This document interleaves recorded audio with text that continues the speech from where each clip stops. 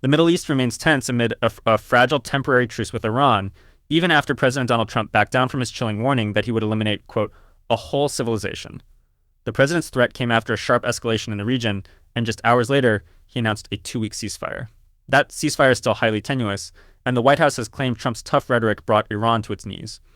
But one of Trump's most prominent former Republican allies is pushing back, in the strongest terms. Former Congresswoman Marjorie Taylor Greene of Georgia has called for the president to be removed from office under the 25th Amendment to the Constitution.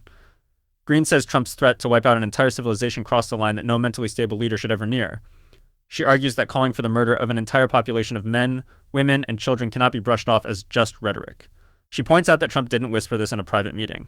He posted it on Truth Social as a personal megaphone, sending the message to the entire world.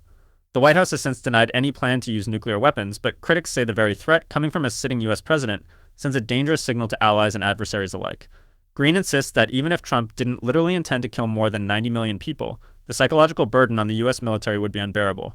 She says American service members already carry the trauma of past wars, and no commander-in-chief should ask them to commit an act of total annihilation. The ceasefire now in place came after behind-the-scenes negotiations, with Vice President J.D. Vance reportedly playing a key role in pushing for restraint. Vance, who had publicly opposed a war with Iran, has quietly helped broker the temporary pause in hostilities, while Trump continued to amplify his threat on social media. Greene argues that this is not tough diplomacy. It is insanity disguised as strategy. She says that negotiations, not nuclear threats, are what stopped the slide toward all-out war. Polls show that around 9 out of 10 MAGA-aligned Republicans still support military action in Iran, although the broader picture is more divided. Greene contends that the strongest support comes from older, Fox News-watching baby boomers, while a majority of Americans under 50 oppose the war. She warns that a prolonged conflict could have devastating long-term effects. Oil prices are already soaring, the Strait of Hormuz is barely functioning, and the global economy could face years of instability. Greene also takes aim at Republican leadership in Congress, accusing them of silence out of fear of primary challenges and social media attacks from the president. She singles out Speaker Mike Johnson, challenging how a self-described Christian can stand by such apocalyptic language.